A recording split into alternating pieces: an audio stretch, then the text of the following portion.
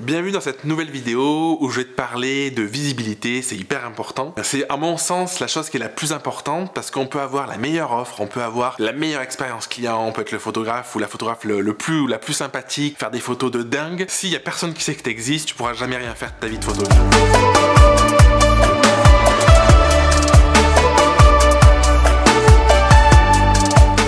Aujourd'hui, plus spécifiquement, il y a plein de manières d'être visible, mais j'ai envie de mettre en avant trois manières précises qui vont t'aider à gagner en visibilité, qui vont t'aider à trouver plus de clients, parce que le but d'être visible, c'est de signer des contrats avec des clients et de kiffer sa vie et d'avoir des prestats. La première chose, je pense que tu devrais mettre en place, que tu sois lancé ou pas d'ailleurs, c'est le bouche à oreille. Le bouche à oreille, c'est le truc le plus puissant qui existe au monde. Pourquoi? Parce que du coup, le bouche à oreille, c'est quoi? C'est permettre à des personnes qui te connaissent et qui ont soit eu affaire à toi, qui t'ont pris une séance par exemple, ou des personnes juste qui te connaissent mais qui n'ont pas fait appel à tes services, de parler de toi. Et pourquoi c'est puissant? Parce que si moi je viens te voir et qu'on se connaît bien et je te dis écoute, il y a ce restaurant, ils font les meilleures pizzas de la ville, elles sont incroyables,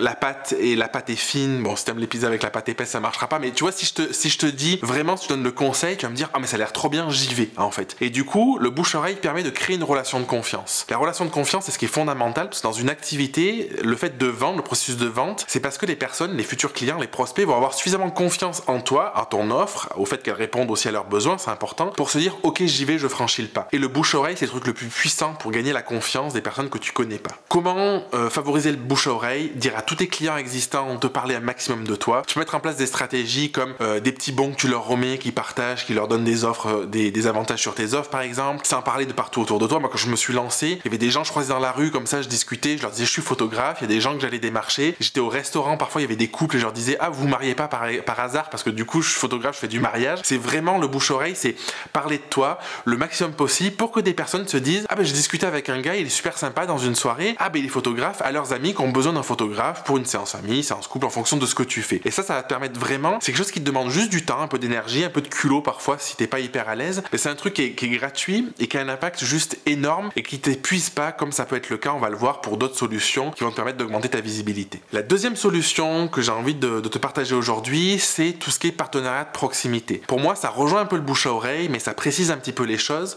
Ça peut être par exemple d'aller dans la salle d'attente de ton médecin où tu as l'habitude d'aller parce que tu as des enfants et de proposer un partenariat où tu vas afficher tes photos. Et pourquoi c'est important le partenariat de proximité? Parce que du coup, c'est un médecin chez qui tu vas, par exemple, ça peut être des thérapeutes ou peu importe ce que tu vends, ça peut être des boutiques aussi. Tu vas créer un lien, si c'est des boutiques dans lesquelles tu as l'habitude d'aller, du coup ce qui est génial, c'est que du coup les gens ils seront contents de te mettre en avant parce qu'ils t'apprécient, parce que tu as discuté avec eux, parce que tu es déjà client chez eux. Et en plus, ça va leur permettre à eux de proposer un service qui est de qualité à leur clientèle ou à leurs clients, à leur patientèle ou à leurs clients. Du coup, ce qui est hyper bénéfique dans le côté service client, parce que ça va au-delà de leur propre activité, de pouvoir proposer un service qu'ils ne proposent pas eux avec quelqu'un de confiance. Ça rejoint la notion de bouche à oreille, parce que du coup, la personne qui va te recommander, même si c'est des photos qui sont affichées chez eux, c'est une forme de recommandation. Les gens vont se dire, ok, j'ai l'habitude de venir dans cette boutique, j'apprécie cette boutique, bah, du coup, elle me recommande ce photographe-là, j'apprécie ses photos, ça te permettre aussi de mettre un visuel, on a de la chance qu'on est photographe parce qu'on a des photos qu'on peut montrer, ça te permet d'avoir ce visuel-là qui va faire que les gens vont se dire, ok, j'ai toujours pas oser franchir le pas par exemple de prendre une séance famille, je vois ça, j'en discute avec le patron, ça a l'air cool, j'y vais. Et du coup pour moi, le partenariat de proximité c'est un truc qui est sous-utilisé, que sous-évalué alors que c'est quelque chose d'hyper performant et je pense qu'il peut aider à signer une saison complète en mariage, en étant en partenariat avec des domaines par exemple, en étant en partenariat avec des traiteurs, en étant en partenariat avec des fleuristes, des choses comme ça. Et la plupart des gens le font pas, donc je t'invite vraiment à réfléchir à cette option pour développer ton activité et être visible. Et le dernier point que j'avais envie d'aborder avec toi aujourd'hui dans cette vidéo, c'est la partie communication en ligne et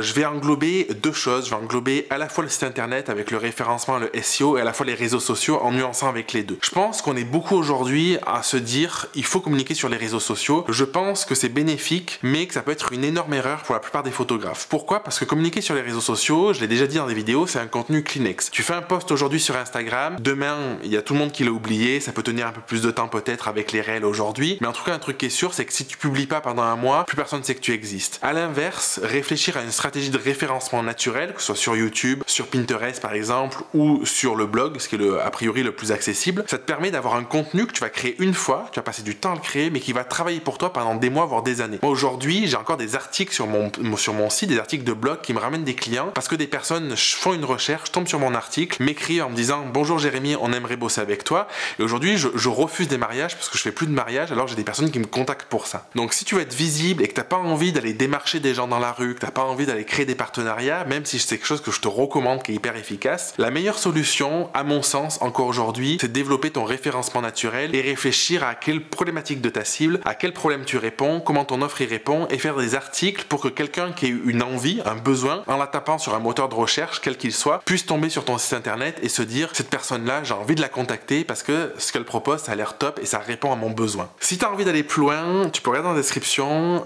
j'ai une vidéo avec un petit PDF complet où je détaille 23 manières de trouver des clients. C'est quelque chose qu'on a créé avec les membres du cursus photo de la Grao Academy. C'est toutes les manières qui s'offrent à toi pour aller connecter avec des personnes, pour gagner en visibilité, où tu peux communiquer aussi pour trouver plus de clients, et qui dit plus de clients, a priori dit plus de chiffre d'affaires, dit plus de kiff dans ta vie et dit tout ce qui va avec. Je te dis à la semaine prochaine pour une prochaine vidéo.